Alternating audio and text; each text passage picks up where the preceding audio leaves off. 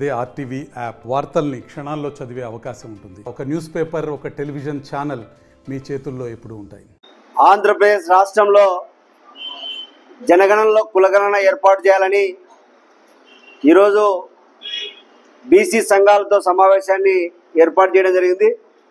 ఈ బీసీ సంఘాల సమావేశం నంద్యాల జిల్లాలో ఉన్నటువంటి బీసీ సంఘాలని అన్ని సంఘాలని కలుపుకొని రేపు ఈ నెలలోనే సిపిఐ రాష్ట్ర కార్యదర్శి రామకృష్ణ గారి సమక్షంలో రాష్ట్ర వ్యాప్తంగా ఈరోజు ఖచ్చితంగా బీసీలకి స్థానిక సంస్థల్లో 42% రిజర్వేషన్ కల్పించి ఎన్నికలకు పోవాలనే ప్రధాన అజెండాతోనే ఈరోజు ఈ సమావేశాన్ని నిర్వహిస్తూ ఉన్నాం.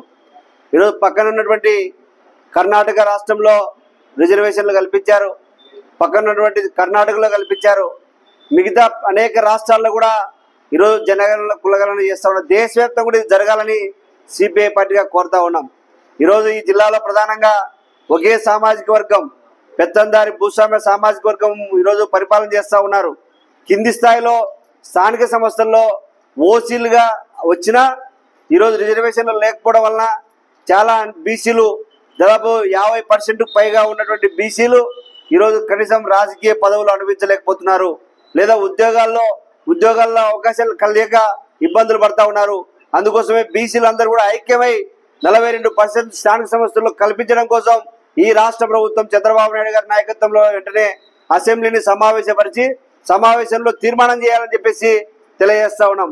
ఈరోజు పక్కన నుండి 2023లో ఎలక్షన్లు వస్తే రేవంత్ రెడ్డి ప్రభుత్వం వెంటనే బీసీలకు సంబంధించి తెలంగాణ రాష్ట్రంలో వాళ్ళ అసెంబ్లీ సమావేశపరిచి ఇమీడియట్ గా రిజర్వేషన్ ప్రతిపాదన చేశారు. ఆంధ్రప్రదేశ్ లో కూడా ఆ విధంగా చేయాలని, ఈరోజు బీసీలకు రాజ్యాధికారం కావాలని ఏకైక లక్ష్యంతోనే కమ్యూనిస్ట్ పార్టీ ఈ విధంగా చేస్తూ ఉంది.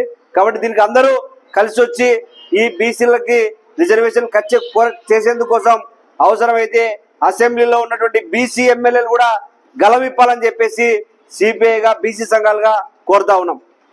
మరిన్ని వీడియోస్ కోసం ఛానల్ ని సబ్స్క్రైబ్ చేయండి, లేటెస్ట్ అప్డేట్స్ కోసం వాట్సాప్ ఛానల్ ని ఫాలో చేయండి అండ్ లింక్ డిస్క్రిప్షన్ లో ఉంది.